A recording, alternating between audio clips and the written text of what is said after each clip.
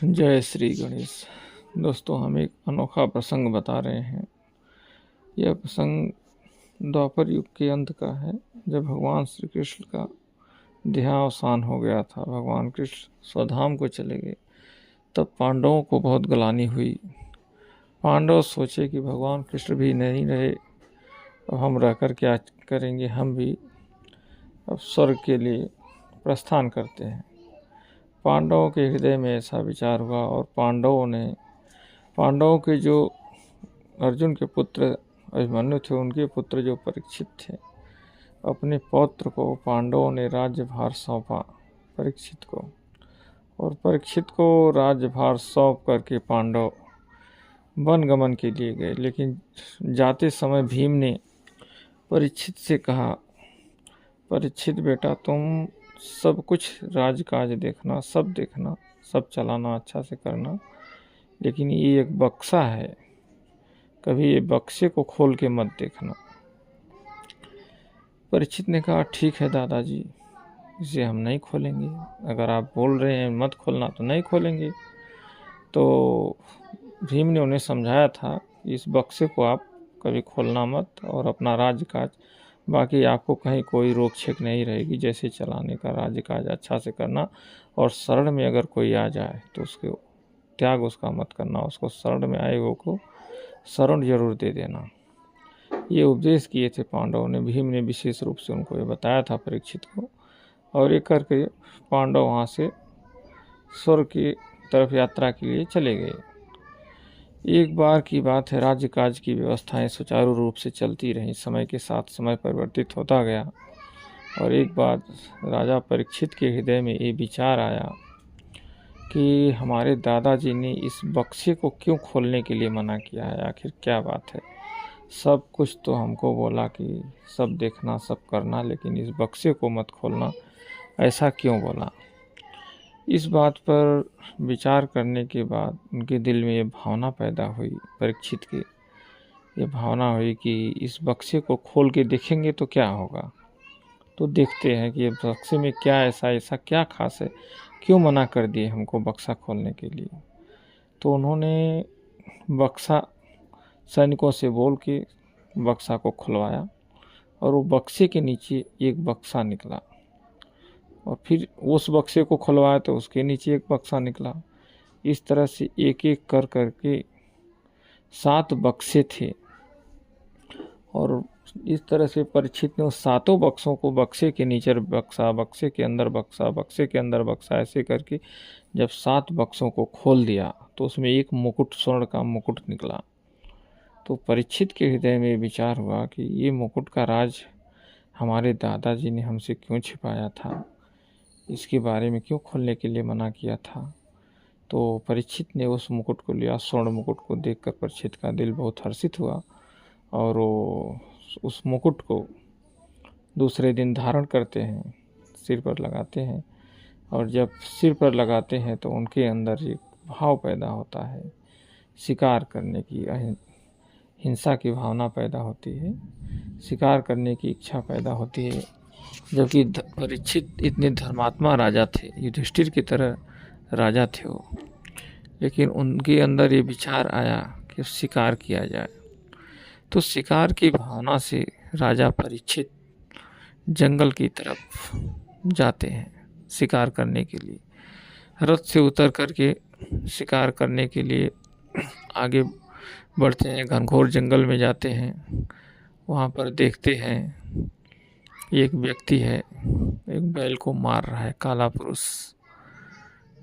इसके बाद एक काला पुरुष जो मार रहा था, फिर परीक्षित को देखा, डांटने के बाद फिर वो इनके सामने आता है और इनको सिर नवाता है।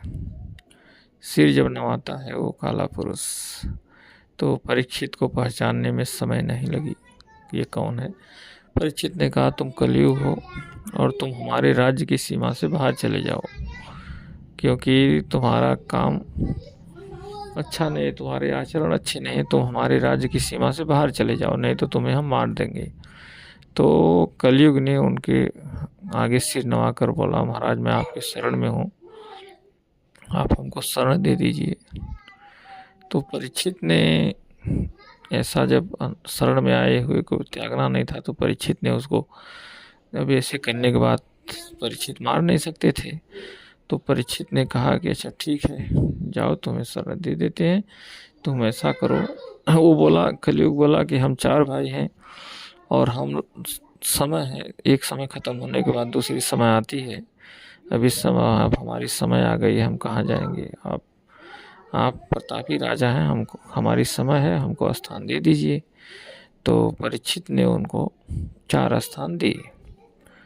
चारों स्थानों के बारे में आप जानते हैं, जहाँ पर स्त्री गमन होता है और जहाँ पर जुआ खेला जाता है और जहाँ मदिरा पान किया जाता है, जहाँ अनीत पूर्वक धन कमाया जाता है। ऐसे 4 स्थान दिए थे, लेकिन कलयुग ने बोला महाराज ये स्थान बहुत कम है, हमको एक स्थान और दे दीजिए। तो परीक्षित दयावान थे और परीक्षित के दिल में ये बात आया कि ठीक है, हम तुमको एक स्थान स्वर्ण का दे देते हैं। स्वर्ण में भी तुम, जो अन्याय अर्जित स्वर्ण रहेगा उसमें तुम्हारा वास रहेगा, जो अन्याय से अर्जित किया गया रहेगा। तो परीक्षित ने जब ऐसा बोला, तब कलयुग ने, जो इनके ऊपर सिर पर जो मुकुट लगा था उसमें कलयुग ने वास कर लिया और परीक्षित की बुद्धि को कलयुग ने भ्रष्ट किया। परीक्षित वहाँ से निकले, वहाँ से आगे बढ़ते हैं और समीक मुनि का आश्रम मिलता है। समीक मुनि के आश्रम में गए, जल के लिए याचना की। वो ध्यान में थे, उन्होंने कुछ सुना नहीं, क्योंकि योग ध्यान में थे समीक मुनि। जब कुछ नहीं सुना तो ये पहले तो बाण उठा के मारना चाहे परीक्षित, लेकिन फिर कुछ ऐसे संस्कार थे पूर्व के कि परीक्षित ने उन्हें ये अपराध उनसे होने से बच गया। मारे नहीं उनको, समीक मुनि को, लेकिन एक मरा हुआ सर्प उनके गले में डाला और डाल करके घोड़े पर बैठते हैं और वहाँ से चले जाते हैं परीक्षित।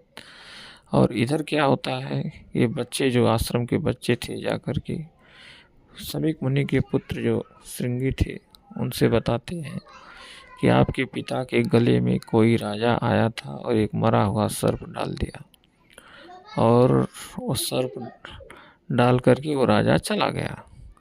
समीक मुनि का जो पुत्र थे ऋषि श्रृंगी, वो बालकाल में थे, बुद्धि में ज़्यादा विचार किए नहीं और स्नान कर रहे थे नदी में। और श्रृंगी ऋषि ने क्या किया कि नदी का जल उठाया और हाथ में ले करके कहा, ये श्राप दिया कि जिस राजा ने मेरे पिता के गले में मरे हुए सर्प को डाला है, आज के 7वें दिन वही सर्प जीवित होकर उस राजा को डसेगा और उस राजा की मृत्यु हो जाएगी, और मेरा यह श्राप दुनिया के किसी भी देवी देवता के टाले नहीं टलेगा और ये होकर रहेगा। ऐसा श्राप दे दिया श्रृंगी ने कि आज के 7वें दिन राजा की मृत्यु हो जाएगी। फिर श्रृंगी यहाँ पर आते हैं, बाद में समीक मुनि का ध्यान खुलता है तो उन्होंने बोला कि मेरे साथ किसने प्रयास किया। जब ध्यान से देखा तो समीक मुनि सब जान गए कि ये कलयुग की देन है और ऐसा ऐसा हुआ मेरे साथ। समीक मुनि को फिर श्रृंगी बोलते हैं कि पिताजी मैंने तो श्राप दे दिया है, ऐसा ऐसा जो भी राजा था उसको मैंने श्राप दे दिया है। तब ये सुनने के बाद उनके दिल में बहुत दुख हुआ कि तुमने कम शक्ति वाले, कम बुद्धि वाले, समीक मुनि बोलते हैं कि कम बुद्धि वाले को अधिक शक्ति नहीं देना चाहिए। अब तुमने ये सिद्ध कर दिया है कि कम बुद्धि वाले को ज़्यादा शक्ति नहीं देना चाहिए, तुमने शक्ति का दुरुपयोग किया है। अब जाने दो, जो होने का तो हो गया। फिर समीक मुनि जाते हैं हस्तिनापुर में परीक्षित के यहाँ। वहाँ पर बोलते हैं कि ब्राह्मण बालक ने, मेरे बालक ने आपको श्राप दे दिया है, आपके पास 7 दिन ही शेष बचे हैं, अब आपको जो करना हो कर लीजिए। जब ऐसा करते हैं तो फिर परीक्षित जी के दिल में बहुत ये हुआ कि मेरे से बहुत बड़ा अपराध बन गया। वो जब मुकुट निकाले तो भी उनको समझ में आ गया था घर पे जाने के बाद। और आप एक प्रसंग ये जान लीजिए कि मुकुट कहाँ से था। ये मुकुट था जरासंध का। जब जरासंध को भगवान कृष्ण और अर्जुन और भीम, ये तीनों लोग जब गए थे जरासंध को जीतने के लिए, तो जब जरासंध का वध किए हैं तो मुकुट भीम लेके जाने लगे। तो जरासंध ने बोला था कि इसको क्यों लेके जा रहा है, इसको मत लेके जा, इसको जो धारण करेगा वो 7वें दिन मर जाएगा। तो फिर भी मुकुट भीम लेकर चले गए। यह अन्याय से लिया गया मुकुट था, जरासंध की जो धन संपत्ति थी, और ये मुकुट लेकर के इस रहस्य को जानने के कारण भीम जानते थे, और भीम ने उस मुकुट को इतना व्यवस्थित करवा दिया था कि कोई उसे धारण न करे। लेकिन कहा जाता है कि होनी होकर रहती है, होनी प्रबल होती है, और परीक्षित ने वही मुकुट धारण किया था। तो इधर जब सभी मुनि आकर के कहते हैं कि आपके पास 7 दिन ही शेष बचे हैं, आप क्या करने का कर लीजिए, तो उन्होंने सब राजपाट छोड़कर राजा परीक्षित गंगा के तट पर जाते हैं। और वहाँ फिर जैसा कि आप जानते हैं, सुखदेव जी ने उनको भागवत का 7 दिन का उपदेश किया। आगे उनके 7 दिन के उपदेश के बाद फिर कैसे सर्पदंश होता है, इस बारे में अगर आगे आपको वीडियो चाहिए तो हमको कमेंट करके बताना, हम आगे वीडियो बनाएंगे। चैनल को लाइक और सब्सक्राइब करें। नमस्कार।